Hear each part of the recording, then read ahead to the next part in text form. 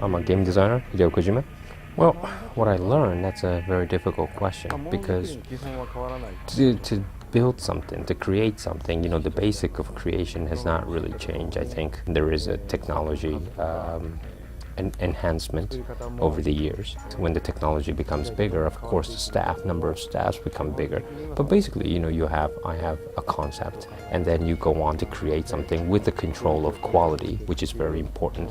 Even though if the era has changed, the basic of game creation hasn't changed in that way.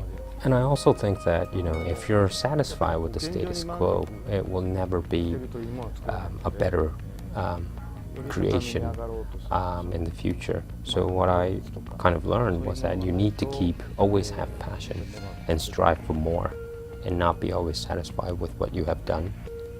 Ever since MGS3, the problem of relaying, my thinking to all the staff has been one of the fundamental problems in the development. In MGS4, that was really apparent. But when we strive for more in the future, and if we want to create something of a MGS4 magnitude in the development team, this will always be something that we're trying to solve right now, actually.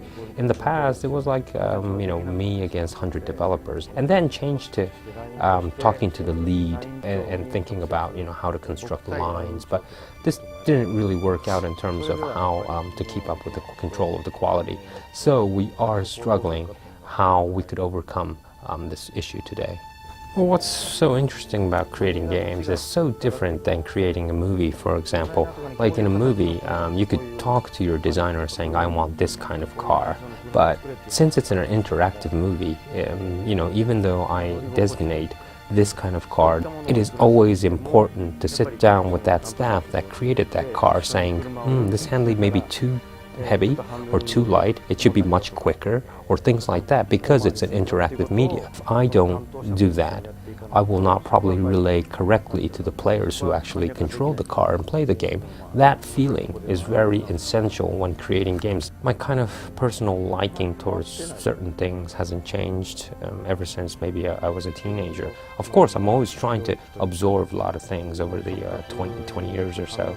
But, the things that inspire me, or how do I put it, antennas that I have that attract certain things, I try to make it as wide as possible and try to absorb many things as possible. But come to think of it, I kind of think, I do have the same likings for the past 20 years. If you look at my iPod, there's tons of tunes and songs in the iPod, actually.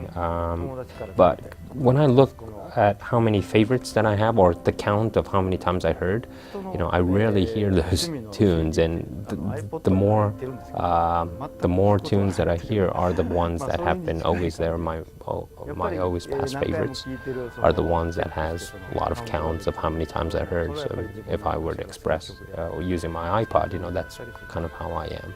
Yeah, I do acknowledge that there's a kind of a Hideo Kojima brand, or even Kojima Productions brand, or a production that created MGS, that kind of expectation brand, and even a brand of Konami, that meaning I can't, just put out a simple, easy game, which is a rubbish game or a crappy game, whatever. There has to be a certain quality level. There has to be a certain surprise that, this production brings out.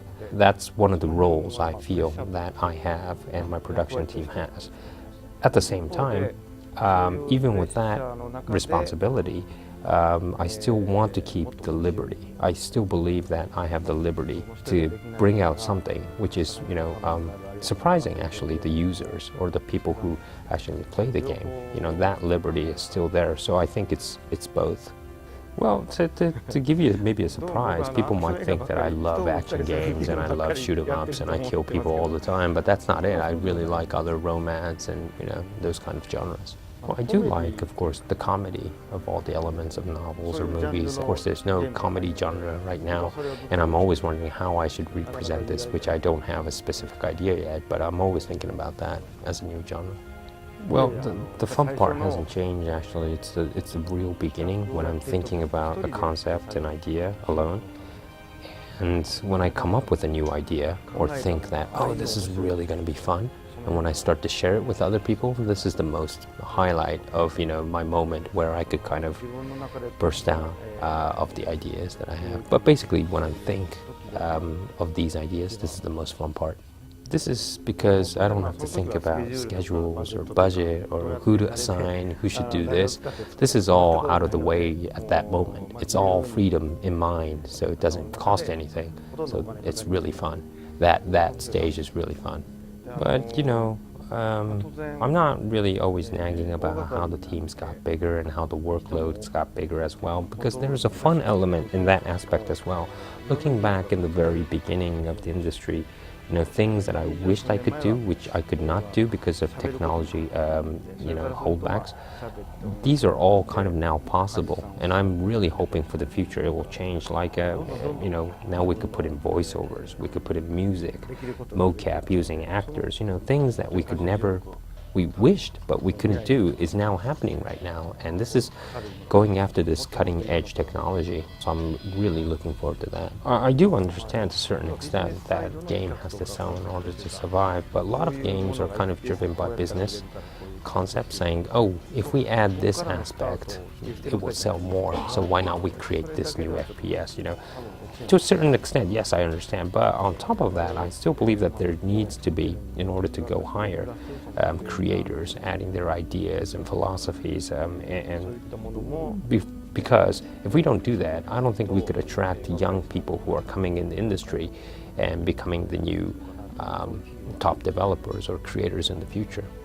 Well, I'm always saying this as well, but this is the same problem with movies or books or music as well.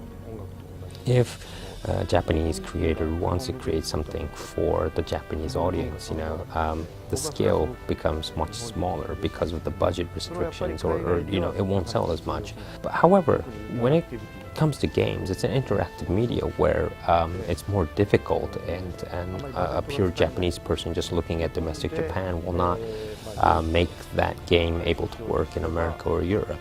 And if the budget, the people who provide the budget will not probably take risk if that creator doesn't look at the worldwide audience. But if it's recoupable, I think that's another way that these creators could survive. But I just think that it's just a matter of budget, and for Japanese developers who just look at Japan will only get a small amount of budget. I think that's the only problem.